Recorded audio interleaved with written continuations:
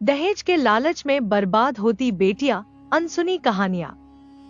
सूरज की पहली किरणें शाही महल के आंगन में बिखर रही थी और पूरे नगर में एक खबर आग की तरह फैल चुकी थी। महाराज विजय सिंह ने अपनी बेटी राजकुमारी शुभांगी का विवाह तय कर दिया था। हर ओर आनंद का माहौल था, लेकिन किसी को नहीं पता था कि इस शादी के पीछे एक खौफनाक सौदा भी छिपा हुआ था। राजकुमारी शुभांगी नगर की सबसे सुंदर, समझदार और दिल से कोमल थी। उसने हमेशा अपने पिता का मान बढ़ाया और हर तरह से अपनी प्रजा की सेवा में लगी रही। परंतु ये विवाह, जिसे नगर में खुशी का कारण माना जा रहा था, उसके लिए अभिशाप बनने जा रहा था। क्योंकि महाराज विजय सिंह ने इस विवाह को नहीं, बल्कि अपने प्रभाव और वैभव को बढ़ाने के लिए एक व्यापार के रूप में देखा था। महाराज का दामाद बनने जा रहे राजा जयवर्धन को बस एक ही बात में रुचि थी, दहेज।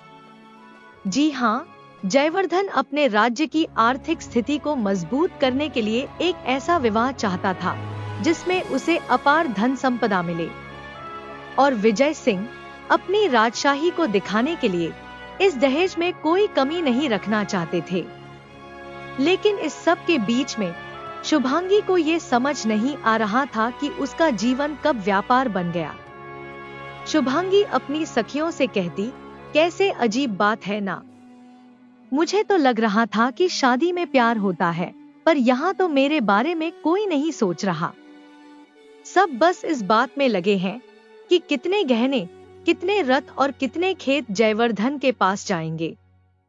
एक दिन शुभांगी ने हिम्मत करके महाराज से प्रश्न किया, पिताजी, क्या सच में ये विवाह मेरी खुशी के लिए हो रहा है या फिर यह बस एक सौदा है?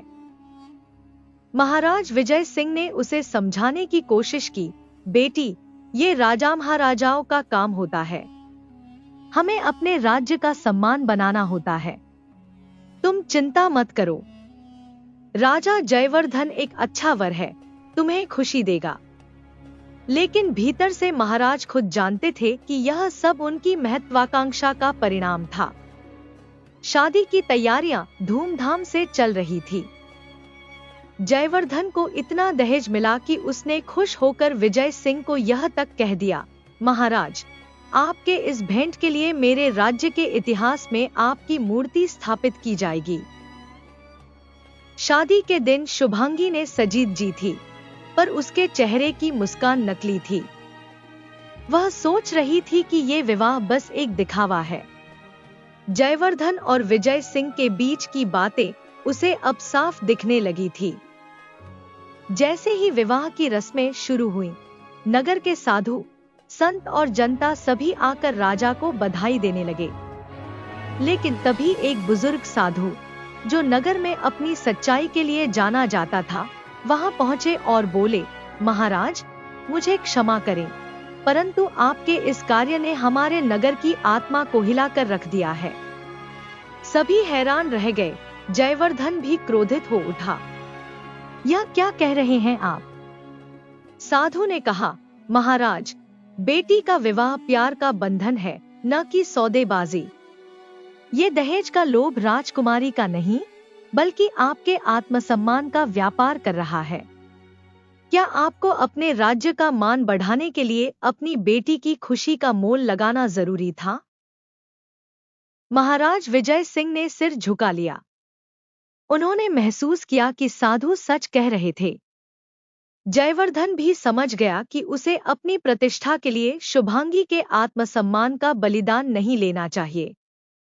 अचानक जयवर्धन ने घोषणा की, मैं राजकुमारी को बिना किसी दहेज के स्वीकार करूंगा, क्योंकि यह विवाह प्रेम का बंधन है और मैं अब समझ गया हूं कि राज्य की असली समृद्धि हमारी सच्चाई और मानवीयता में है।